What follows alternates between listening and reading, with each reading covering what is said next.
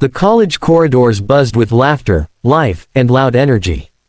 It was the kind of place where dreams floated in the air, where friendships bloomed with every passing day, and where each group had their own little world.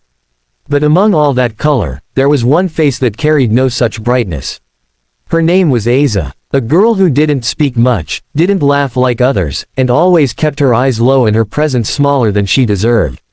While the world called her strange, no one ever tried to see why she was the way she was. She was often called the quiet backbencher, or the boring one. Some said she thought too highly of herself, while others believed she was just emotionally closed off. But no one knew that the silence she carried wasn't arrogance, it was survival. Asa came from a lower middle-class background. Her father was chronically ill, and her mother earned through sewing clothes for others. Asa studied through scholarships and part-time tuitions. Every step of her life was a careful balance, between responsibilities and dreams, between poverty and pride. Every day she would walk through college like a ghost, unnoticed, untouched, unheard. But that didn't mean she wasn't watching or feeling. She felt everything, every whisper behind her back, every laugh that mocked her clothes, her silence, her struggle. She just chose not to respond. But in choosing to remain silent, she unknowingly gave others the license to assume she was weak.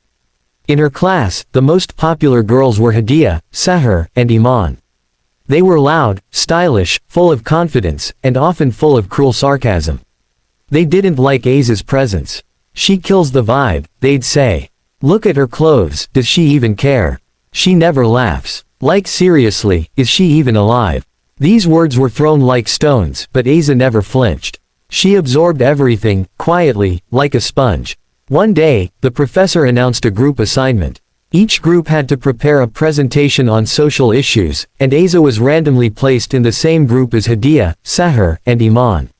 The tension was visible. The girls rolled their eyes, clearly unhappy. Great, now we have to carry the silent baggage too, Iman whispered, loud enough for Asa to hear. Asa didn't say a word. She quietly opened her notebook and started working. Over the next few days, the girls barely involved her. They made WhatsApp groups without her, planned scripts, and discussed themes on their own. But Asa didn't argue. She simply researched, stayed up late nights, collected real statistics, designed slides, and sent everything to them. She didn't demand credit. She just did her part, in silence. The day of the presentation arrived. The group walked up on stage and presented confidently. But not once did they mention Asa's name.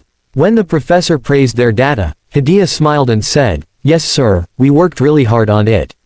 Asa sat in the front row, alone, looking straight ahead. No tears. No expression. Just silence. A silence that had now begun to ache inside her. Later that evening, she went to the washroom and stood in front of the mirror. For a long time, she stared at herself. The girl staring back wasn't weak, she was tired. Tired of being unheard. Tired of being invisible. That night, something inside her shifted. The storm she had been holding for years, it had started to rise. A week later, the college announced its annual youth conference. A stage where students would speak on real-life challenges, mental health, social injustice, class differences. It was voluntary, and the audience would include professors, students, and media guests. Without telling anyone, Asa filled out the form. When the list of participants was posted, the whole college burst into gossip. Asa, she's going to speak. Bro, this is gonna be hilarious. Imagine if she faints on stage. The day arrived. The hall was packed. Lights, cameras, recording crew, and hundreds of students. Hadia and her friends sat right in front, smirking. The host began calling the names of speakers. Asa was the third. When her name echoed through the speakers, the audience chuckled. But then, silence. Asa walked up to the stage, in her plain clothes, no makeup, no drama. She looked at the mic, held it gently, took a deep breath, and then said, "My name is Asa. You don't know me. Because I've never spoken. Because when you laughed, I listened. When you mocked, I stayed quiet. And you thought I was weak. But let me tell you something, silence doesn't mean surrender. Sometimes, it is the scream we can't afford to release." The hall went dead silent. I stayed quiet not because I was scared, but because I knew, if I ever started speaking, you'd have to look at your own cruelty. I am not just one girl, I am every girl who sat alone in lunch breaks, every student whose efforts were stolen, every child whose tears were invisible. She spoke about emotional bullying, poverty, mental pressure, and silent abuse. Her voice was calm but fierce. Her words didn't shout, they pierced. By the time she ended, the entire hall was in stunned silence. Some cried, some looked down in shame. The same girls who once laughed, now couldn't meet her eyes. Asa stepped down from the stage. Her walk was slow, but her head was high. That day, she didn't just speak. She awakened something in everyone. For once, silence had won over noise. That day, Asa proved to the world. After the youth conference, Asa was no longer the invisible girl walking quietly down the corridors. People looked at her differently now, some with awe, some with guilt, and some with genuine respect. Professors called her words transformative, students whispered her name in the hallways, and even social media began buzzing with her speech. A video clip of her talk had gone viral. People were messaging her from all corners of the country, thanking her for voicing the pain they had buried for years. But fame wasn't what she wanted. Recognition wasn't her goal. She had spoken because her silence had reached its edge.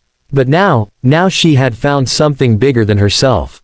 She had found purpose. Soon, the principal called her into the office. "Asa, we're proud of you," she said with a warm smile. "We'd like you to be part of the Student Welfare Council. Help us create a safe environment for everyone." Asa agreed, but with one condition. "Only if I can speak freely. No sugarcoating. No politics." The principal agreed. And with that, Asa stepped into a new role, not just as a student, but as a representative for every unheard voice on campus. But with every rise, there's resistance. Hadiya, Seher, and Iman were no longer laughing. They had tried to ignore her at first, but the shift in power was undeniable. Suddenly, the girl they used to mock was sitting in meetings with the faculty, organizing mental health sessions, and initiating policy change. And worst of all, people were actually listening to her. The girls who once ruled the popularity game were now sidelined, and their egos couldn't handle it. "She thinks she's better than us just because she gave one emotional speech." Iman scoffed. "We need to put her back in her place." So they did what they knew best, they plotted. Rumors began floating around. "She's doing all this for attention. She's manipulating people with sob stories. She made everything up for sympathy." Some even said she forged her speech, that it was copied. The whispers became louder. Screenshots were faked. A manipulated video was leaked online, making it seem like Asa had lied about parts of her life. The tide turned quickly. Comments online grew hateful. Even teachers, who once praised her, began to doubt. That's how the world works. One truth spoken in pain can be crushed under the weight of 10 lies spoken in confidence.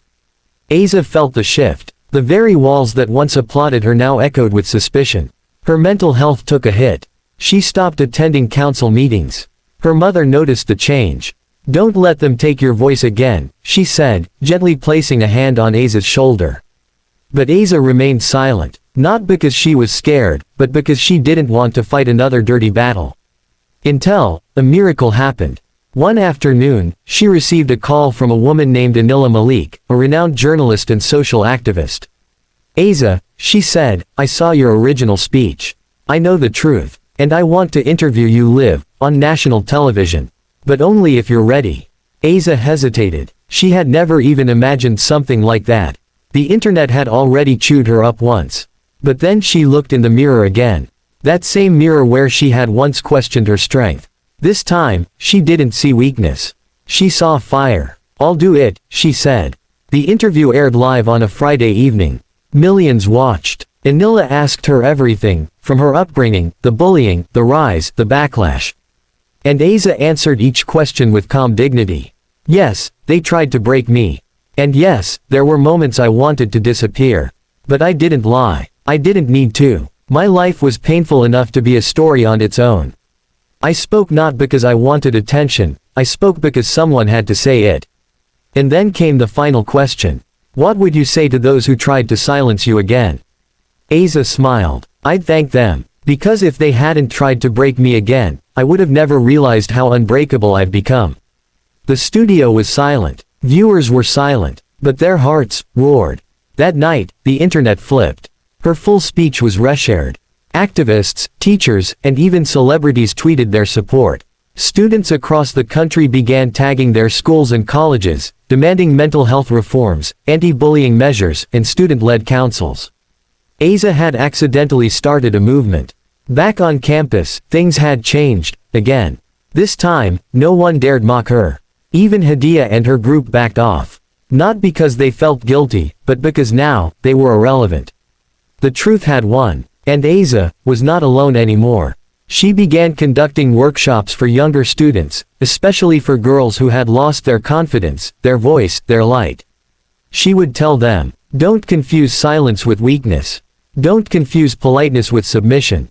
Speak. When the time comes, speak. Not to hurt, not to win, but to heal. Years later, Asa graduated with honors.